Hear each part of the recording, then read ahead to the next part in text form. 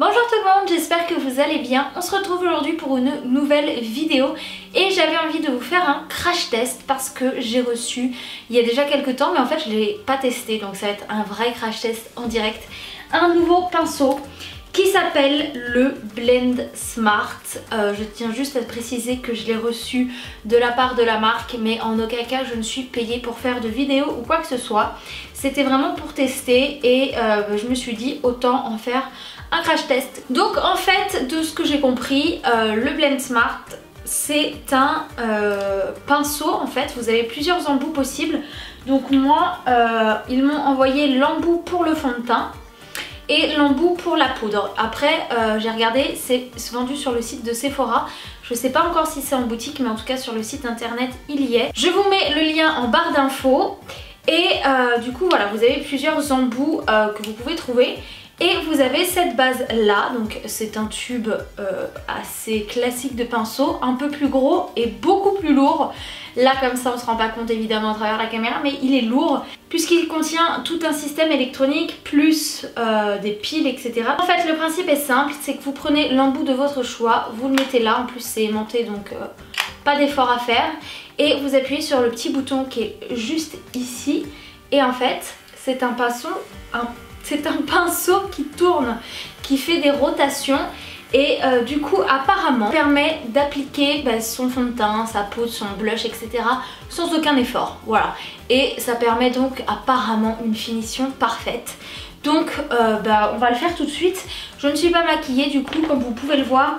Je me suis dit que j'allais jouer le jeu à fond. Je suis en train de me demander, est-ce qu'il faut que je mette le fond de teint directement sur moi, sur le pinceau, sur la main? Je sais pas trop comment ça se passe. Bon, je vais le mettre sur ma main, on verra bien, ma foi. J'en ai mis un peu trop en plus, je vais être orange parce qu'en plus ce fond de teint commence à être plus du tout à ma teinte. Mais bon, je vais prendre mon téléphone pour me faire un miroir. Les cheveux mouillés en plus, je sors de la douche, c'est vraiment du direct live. Je vais faire comme ça, allez hop, zou. J'ai donc mis le fond de teint au bout de la brosse. J'ai peur. Ok. Ah ouais, je sais pas. Ouais. Genre je balade juste comme ça, vous croyez, ou je fais des mouvements circulaires? Ben non, il en fait déjà des mouvements circulaires le pinceau. Je suis un peu con des fois. Ouais, c'est pas mal hein.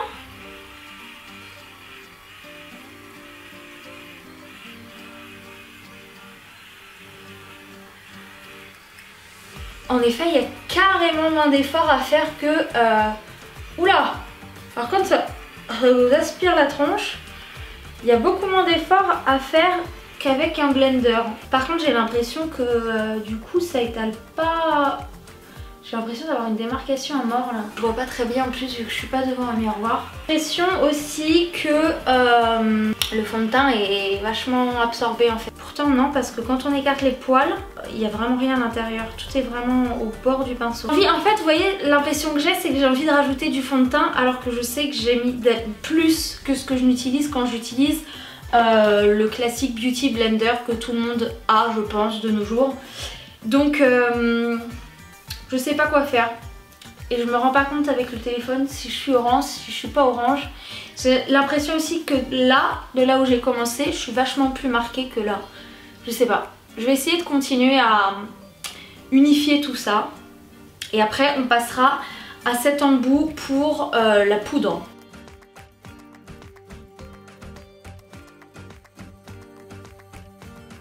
Vu comment le pinceau réagit quand on le bouge en même temps, je pense qu'il faut vraiment le laisser faire, genre vraiment juste le poser et le balader comme ça sur son visage très délicatement, mais il faut pas appuyer ou essayer de faire ça en fait. C'est le réflexe débile qu'on a vu que bon, c'est franchement moi je suis pas habituée à avoir un truc qui étale mon fond de teint toute seule. Instinctivement on va dire que du coup j'ai envie de moi-même l'étaler, mais il faut pas parce que vu le bruit que ça fait et en fait ça abîme un peu les poils, j'ai l'impression. Donc ça je conseille de vraiment vous laisser faire. Franchement je suis assez contente, j'ai l'impression de rien avoir sur le visage, genre que ça me l'a vraiment bien mis quoi. Je sais pas ce que ça rend à la caméra, mais franchement ça a l'air d'être pas mal. J'espère qu'au montage ça rendra pas un truc dégueulasse. Ensuite on change d'embout, hop, Il n'y a rien de plus facile par contre pour changer les embouts, franchement. Faut juste après savoir les reconnaître. Mais bon, au vu du pinceau, ça se voit. Donc, pinceau pour la poudre. Donc, je prends ma petite poudre Sephora. Je vais en mettre un petit peu. Je crois que j'ai abusé sur la quantité. Mais c'est pareil, en fait, j'arrive pas à doser sur ce truc. Je sais pas trop comment doser le truc. Je vais essayer de commencer par là cette fois-ci. Si j'ai trop de fond de teint ici, au moins ça équilibrera la chose. Je me rends absolument pas compte. En tout cas, attachez-vous les cheveux parce que quand les poils du pinceau chopent vos cheveux, ça les embarque.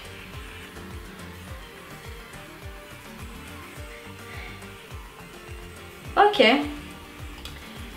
J'ai pris la poudre en laissant le pinceau tourner. Bon, je peux vous dire que ça en prend bien. Hein. J'ai encore la même manie que tout à l'heure, c'est-à-dire que j'essaie d'étaler le truc par-dessus. C'est peut-être pour ça que ça étale mal le fond de teint. Bon voilà, je sais pas ce que vous en pensez, mais j'ai l'impression que c'est fait. Ça a l'air pas mal. Qu'est-ce que vous en pensez? Au niveau de la qualité des poils, franchement ça va, c'est tout doux. C'est assez agréable. Ouais, franchement, moi je pense que c'est une question d'habitude à prendre. Mais je trouve ça vraiment pas mal. Donc franchement c'est sympa.